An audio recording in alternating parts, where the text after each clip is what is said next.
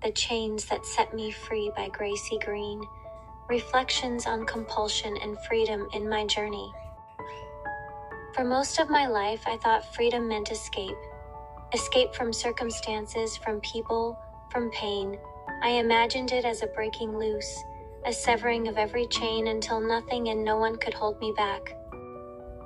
But over time, through struggle, prayer, and an aching desire to understand myself, I have learned that some chains are not meant to be broken. Some are woven into the very fabric of what it means to be human. We are compelled by our design. We hunger, we tire, we love, we remember. No matter how high our minds soar in thought, a single night of poor sleep humbles us. No matter how much we claim independence, the cry of a child or the memory of a parent can pierce through every wall we have built.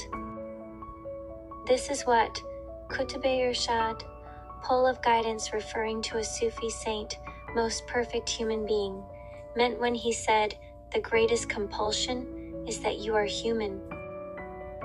The freedom I was missing. For years, I carried the belief that healing meant cutting myself off from the past, that freedom was found in distance. But even as I tried to walk away from certain memories or identities, I found they followed me. They were stitched into me. It was in my faith journey, through leaving one tradition, embracing another, wrestling with my own doubts and surrendering again, that I began to see a deeper truth.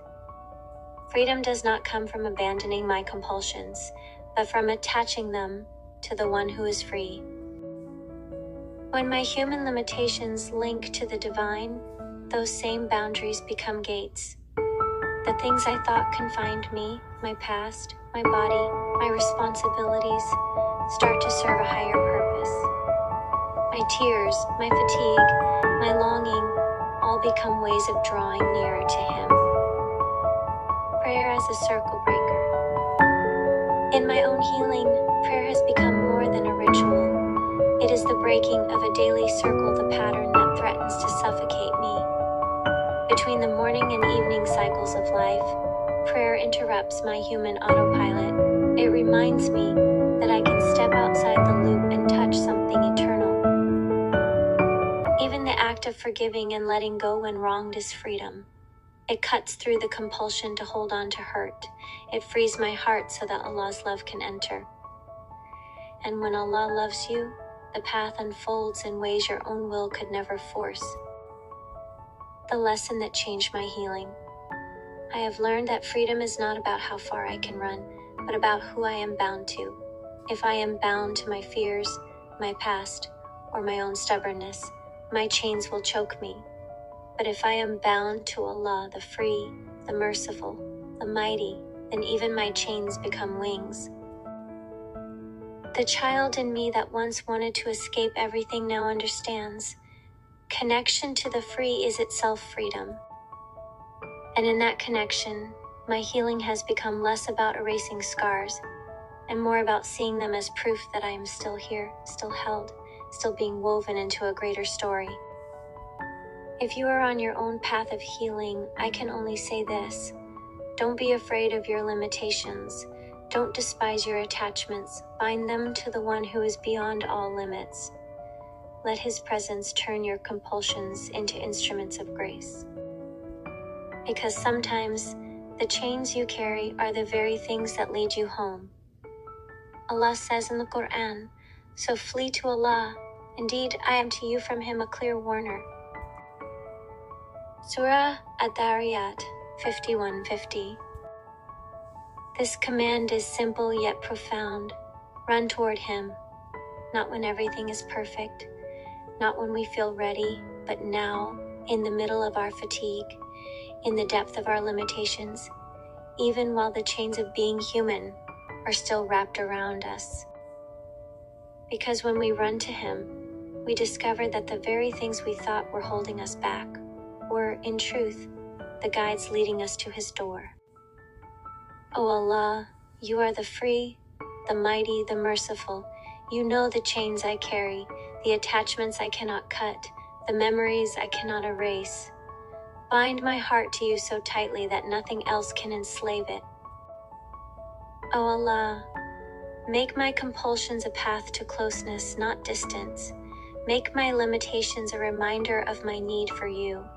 Teach me to see freedom not as escape, but as connection to you, the source of all strength, the one who never abandons.